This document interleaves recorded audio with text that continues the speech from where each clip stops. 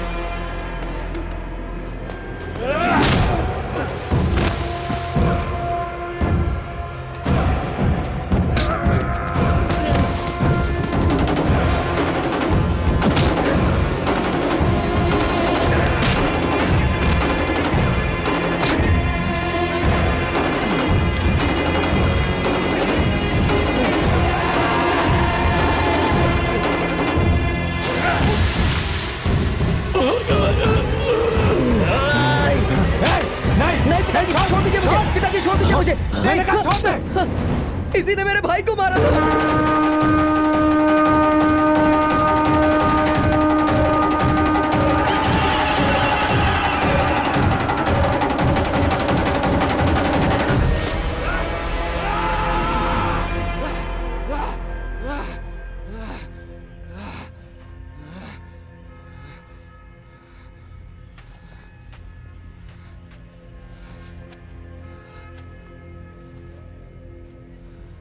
पिताजी,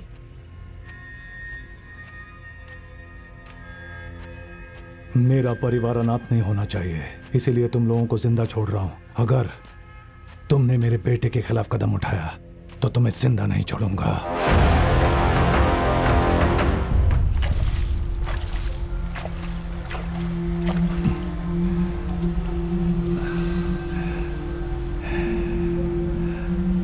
तुम्हारे भाई को इसी ने मार डाला था, ये जानकर भी मैंने उसे कुछ नहीं किया। सोच रहे हो ना, मैं उसके टुकड़े टुकड़े करना चाह रहा था, मगर पहले भी इसी तरह गुस्से में आकर मैं अपनी जिंदगी खो चुका हूं। तुम जिसे जानते हो वो एक बेवड़ा और नासमझ बाप है। पहले मैं शराब बनाता था। अगल बगल के गांव में मेरे शराब के बहुत ग्राहक थे, इसलिए दूसरे शराब बनाने वालों से मेरा मालिक ज़्यादा पैसा कमाता था। शराब बनाना गलत है ये मैं जानता था, लेकिन उस वक्त जो भी काम मिला उसी से ज़िंदगी की गुजर बसर चलती थी। और मेरे मालिक शंकर भैया, मैं कुछ भी कहूँ तो मेरी बात मानते थे, मेरे कहने पे चलते थे। वो कौन है? ये बहुत दिनों से काम के लिए आ रहा है, तो मैं चाह रहा था ये हमारे साथ काम करे। ये बहुत पढ़ा लिखा है, कितने में बेचना है, चावल कितना, शक्कर कितना, कितना लेना देना है, तो हिसाब के लिए इसको रख लेते हैं। पढ़ा लिखा लड़का है। अरे ये सब तो ठीक है, लेकिन एक अनजान आदमी को हम कैसे काम पर रख सकते हैं? अपनी जो मालकिन है ना, उन्हीं के गांव का ही है। अगर पूछताछ करोगे तो रिश्तेदार निकलेगा। रहने के लिए जगह नहीं है कह रहा है, तो आपकी हिफाजत के लिए आपके घर पर ही रहेगा तो अच्छा है। ठीक है, इसे 2 महीना काम पर रख कर देखते हैं। ठीक है। सुनो सीनू, मैंने मालिक से बात कर ली है।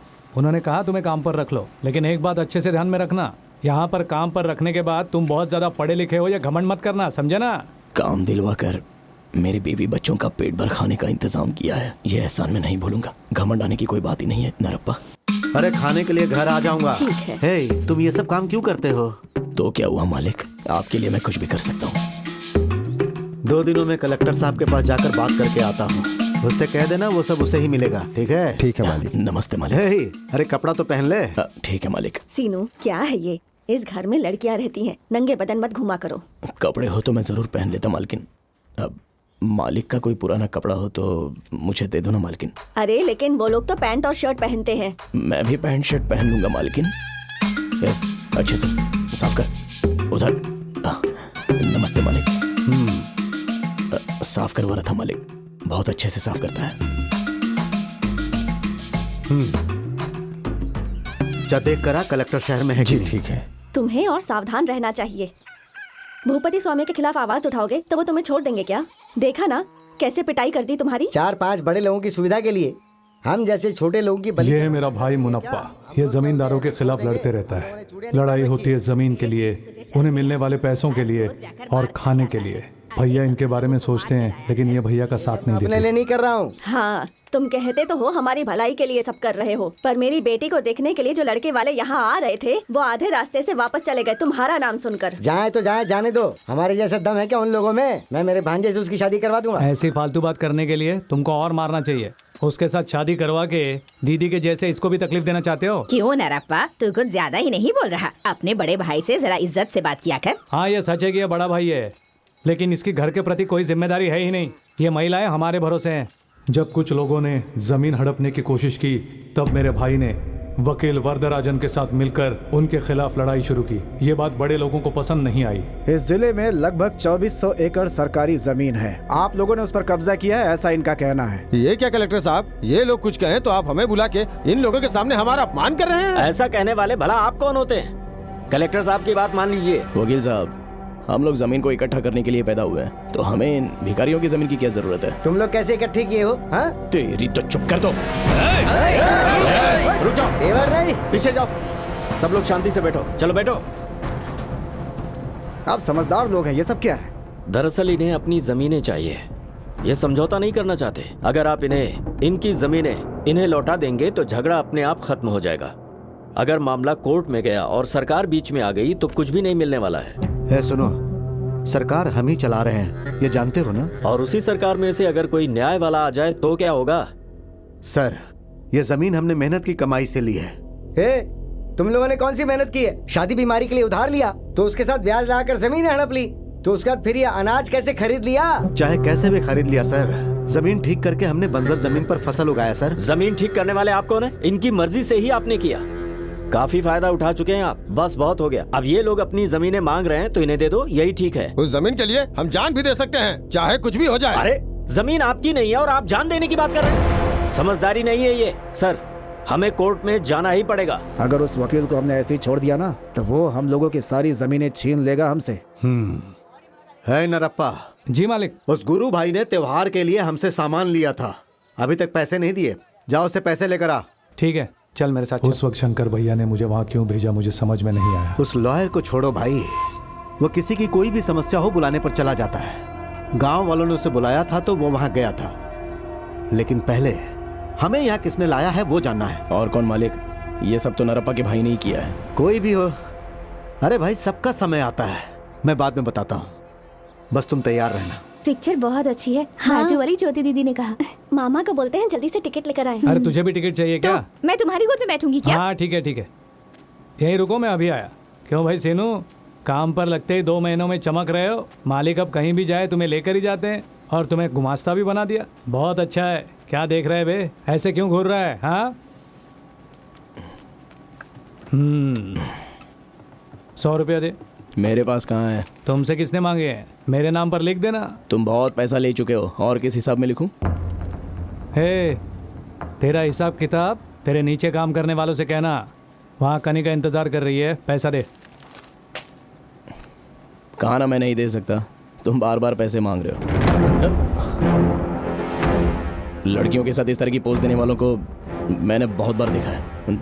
तुम डराओगे तो मैं ऐसे डर जाऊंगा क्या? हे, तुम कहाँ से आए हो ये भूल कर ऐसी बातें कर रहे हो? अच्छी बात नहीं है। मैं कहाँ से आया हूँ ये मैं अच्छे से जानता हूँ। हम फेंकने वाले और रोटी खाने वाला तू है, तो मुझसे इस तरह की बात मत कर। मालिक मालिक मालिक, ये मुझे मार रहा है। तुम मार रहे हो मुझे मार रहा है मालिक। छोड़ो। क्या हो गया? क्या हो गया? क्या पूछ रहे हैं? ये अपनी मनमानी कर रहा है। उस दिन कलेक्टर ऑफिस में गलत बात कही, मैं तो इसे उसी दिन मार देता। अरे क्या है ये? तूने मुझ पर हाथ उठाया, मैं तुझे नहीं छोड़ूंगा। क्या बोला?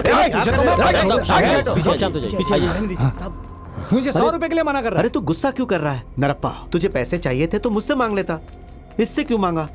लेकिन आपने उसे गुमास्ता क्यों बनाया? तुझे जो भी चाहिए मुझसे मांग, ये ले, इसे रख ले तू। ठीक?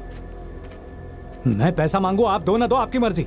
वो कौन होता है मना करने वाला? अरे तूने ही तो उसे काम पर लगवाया था ना। सुन नरप्पा, तेरे और मेरे बीच में ये कौन है? तू अभी बोल, उसे अभी के अभी काम से निकाल दूंगा। जाने दीजिए, करने दो काम उसे। यही है तेरा बड़प्पन। चल।